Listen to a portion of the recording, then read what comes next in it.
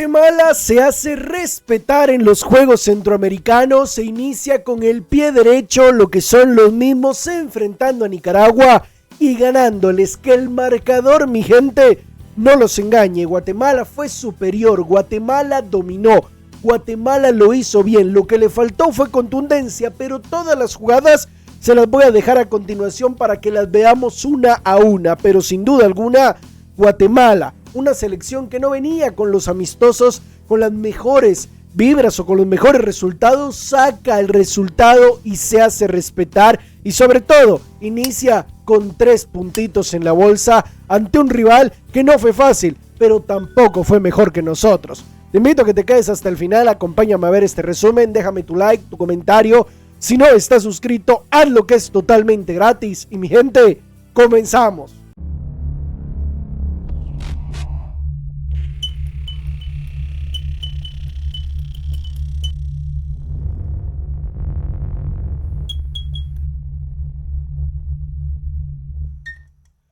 La Selección Nacional de Guatemala, dirigida por el profesor Willy Coito Oliveira, ha dado el primer paso, y el primer paso bien. Se dice sin duda alguna que los partidos que hay que ganar, que los juegos que hay que ganar son los oficiales, los amistosos son para probar, y Guatemala parece que esa teoría la lleva mucho a la práctica durante todas, y sí, de verdad, durante todas sus categorías. En este caso, podemos ver sin duda alguna que el partido de Guatemala lo iniciaba ganando en un tiro de esquina en donde la marca de Nicaragua fue carente, en donde Guatemala hacía mejor las cosas, y de ahí en adelante les voy a hacer un spoiler: Nicaragua no fue peligroso. Lo que parecía, o a lo que jugaba Nicaragua, pues parecía cuando Guatemala, selección mayor, jugó contra El Salvador, y El Salvador tuvo un tiro de esquina y metió el único gol. La diferencia es que nuestra selección de Guatemala sub-20 ya había marcado un gol acá.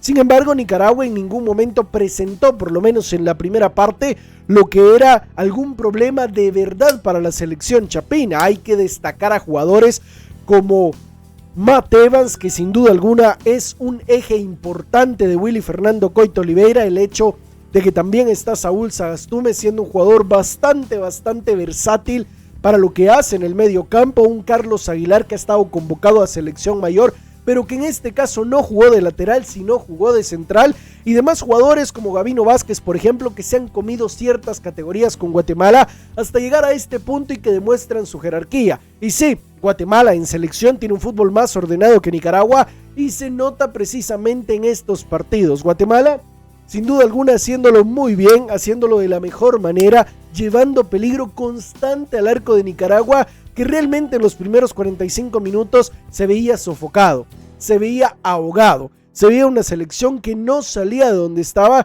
y que obviamente le estaba costando mucho generar bastante fútbol. También otro de los jugadores que hay que resaltar es Diego de Antigua Guatemala, que sin duda alguna es uno de los mejores extremos y carrileros que tiene hoy por hoy el fútbol guatemalteco en proyección. Otro que se me había olvidado decir, que de hecho marca el segundo gol de la selección de Guatemala, es Héctor Prilwitz, que personalmente es un jugador que para mí tiene material como para estar como mínimo en las convocatorias de Luis Fernando Tena, porque tiene roce de Liga Nacional, porque es titular en Antigua Guatemala, porque es titular en esta selección de Juegos Centroamericanos, que es básicamente una selección que va a pelear por llegar a competir en los Juegos Olímpicos en los próximos, los mismos de Los Ángeles. Pero todo eso, la primera parte era muy buena para la selección de Guatemala.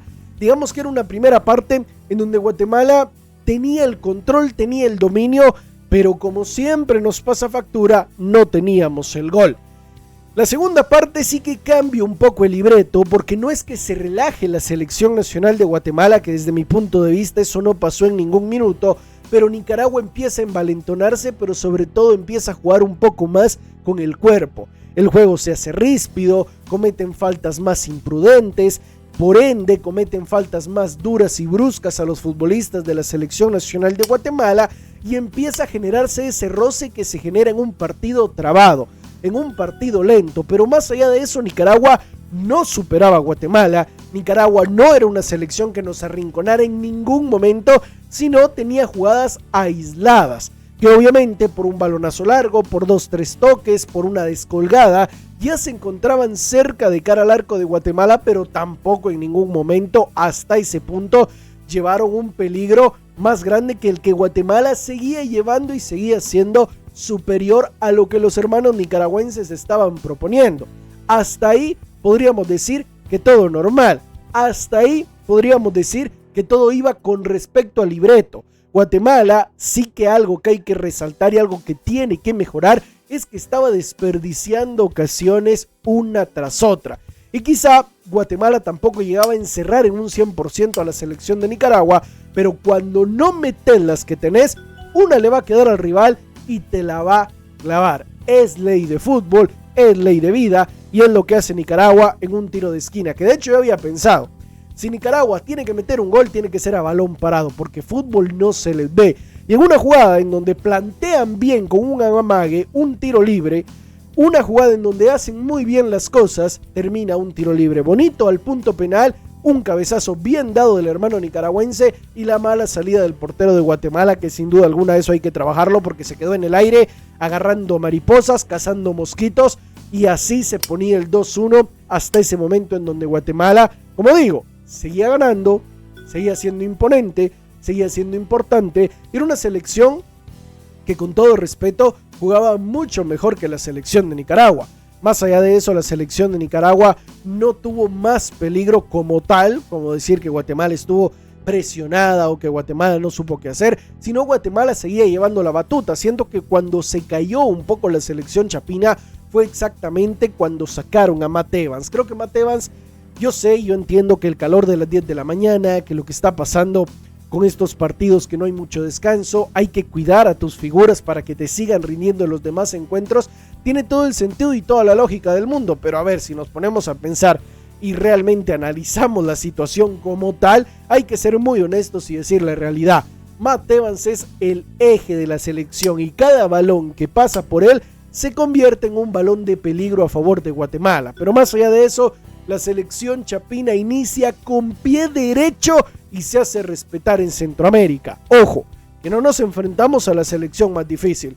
Hay selecciones como Panamá, selecciones como Costa Rica, que también las tenemos que tener en el radar porque son selecciones que en cualquier momento nos pueden llegar a complicar y que sí, estas sí, nos van a poner la situación un poco más canuta, un poco más difícil porque lógicamente son selecciones que para eso están hechas, no son fáciles en el área, así que yo muy convencido, muy complacido, creo que es un buen paso. ¿Y qué es lo que crees tú? Déjame tu like, tu comentario, si no estás suscrito hazlo y mi gente nos vemos hasta la próxima y que Dios te bendiga. ¡Chao!